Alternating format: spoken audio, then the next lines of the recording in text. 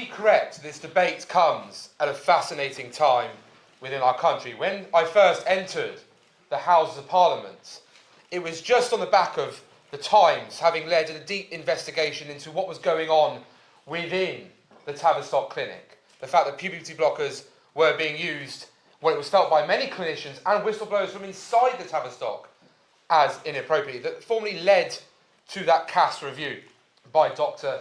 Hilary Cass. The problem with the debate that we're having, not in this chamber, is that sadly the topic of puberty blockers has been weaponised in order to be taken upon by those who want to push a certain ideology, that being gender ideology, as to be that whether or not if you are opposed to anything to do, both medically, psychologically, or even indeed want to question whether or not sex is something that is a social construct or not, that somehow you're on the side of the enemy. When I entered Parliament, we saw heroines such as Rosie Duffield, Joanna Cherry, people on the left of British politics vilified and demonised by people on their own side for simply stating the scientific and biological realities of what medication will do to people if it is not known fully or tested fully. We also saw a Prime Minister in Sir Keir Starmer say initially that a woman could have, not all women, it's not right to say that only women have a cervix, that there was a tiny percentage of women that could have a penis, and indeed went on to say that his own self-ID policy, which was about enabling and allowing people to transition and change their sex without needing to go through any medical process, all things that he has instantly dropped throughout the course of that Parliament. In particular, having seen what happened both up in Scotland when the SNP introduced their own self-identification legislation, and of course, most importantly, with what happened on the Cass review. Wes Streeting himself, the Secretary of State for Health and Social Care, has previously said, in his opinion, that trans women are women, and then apologised before the election for saying that he was wrong to say that, and has subsequently not just continued what was already introduced by the previous Conservative government to have a blanket ban on the introduction of puberty blockers to young people, but has said that that will remain in place until a trial is found to be done sensibly. We see for the first time, therefore, in probably a long time, political consensus on both left and right about this particular issue. Because the Cass review is glaringly obvious that medication that is not properly recorded from those it's been given to in the past, not medically understood to know what the long-term effects are, should not be issued in order to somehow have to pursue an ideological agenda rather than a medical agenda. The reality is that many young people who present themselves as having gender dysphoria are going through a traumatic and turbulent psychological time. We heard from the speaker previously the word psychology used over and over again, and indeed it is therefore right and proper that the psychology of that young individual is given due care and attention to understand fully whether or not this is indeed something they are simply questioning as they go through puberty, when an awful lot of chemistry within inside our own bodies and brains changes dramatically. Whether or not someone is indeed struggling to admit their own sexuality, whether that be being gay, lesbian or bisexual.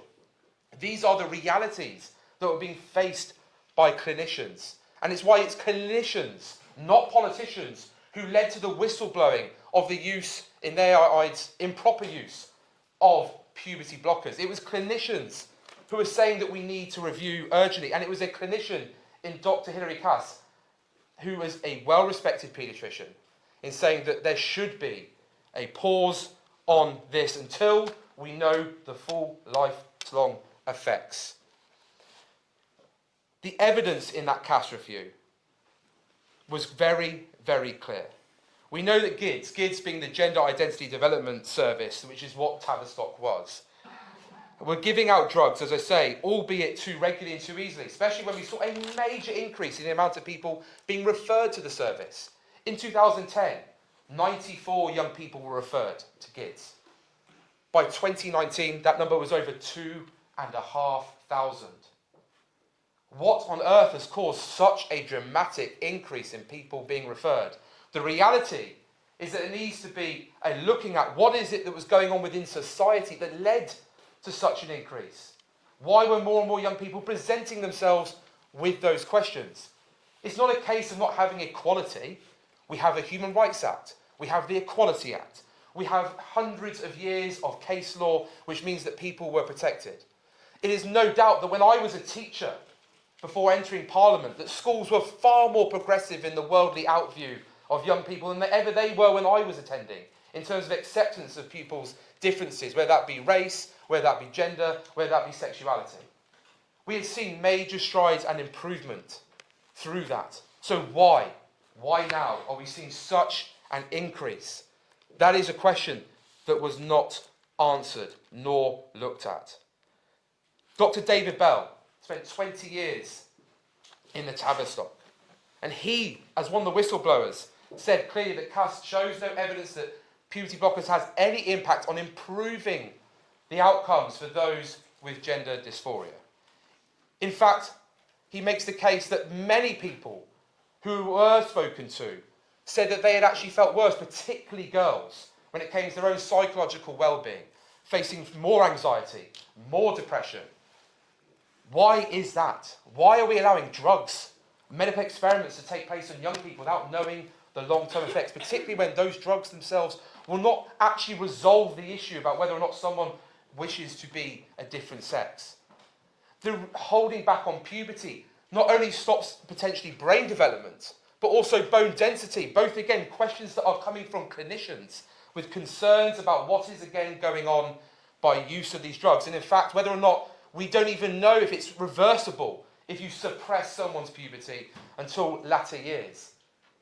Because the problem was that Tavistock, more than happy to take a point of information.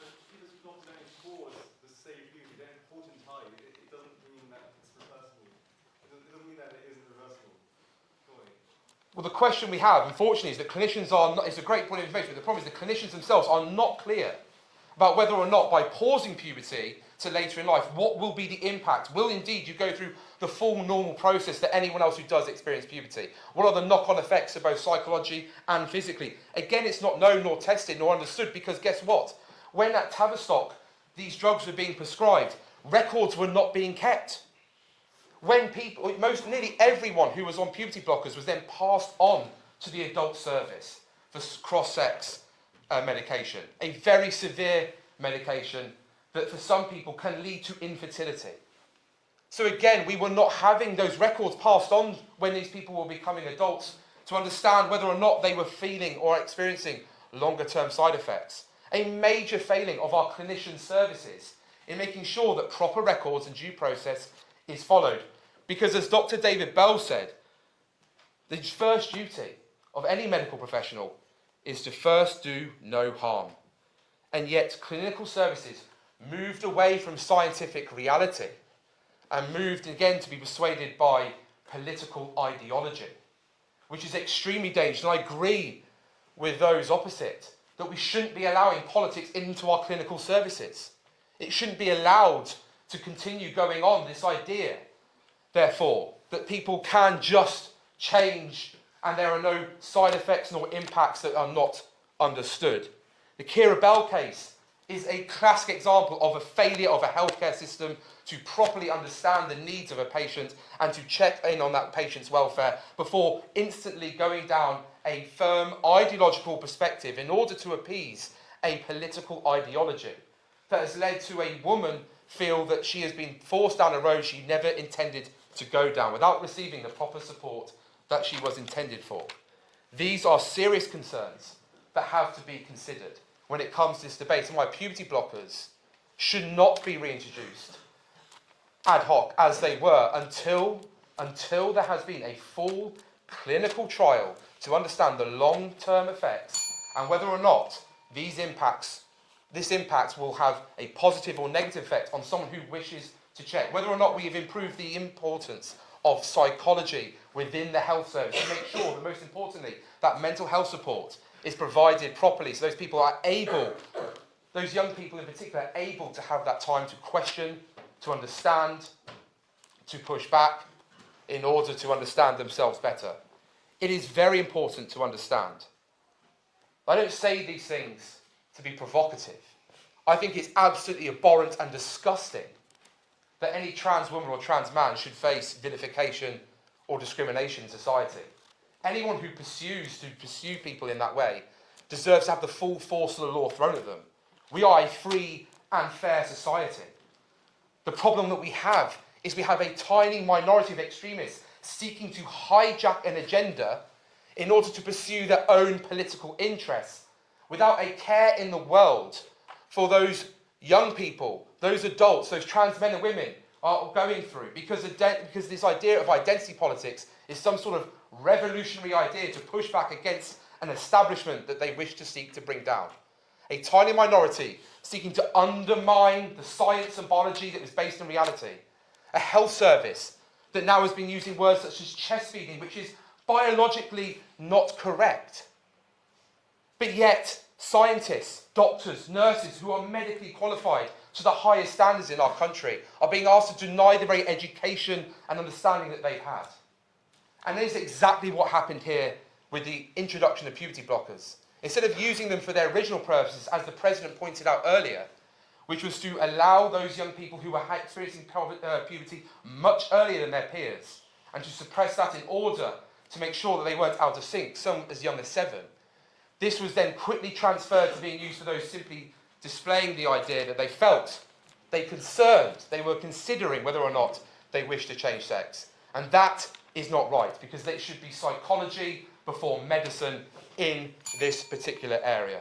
So I ask again, don't let the culture warriors win. Don't let those who wish to seek and divide in our society get the upper hand on this. Let's be guided by the science. Let's make sure that we have common sense, and let's allow the clinical trial to undertake the very important work to figure out whether or not there are long-term health implications for those young people. Thank you very much.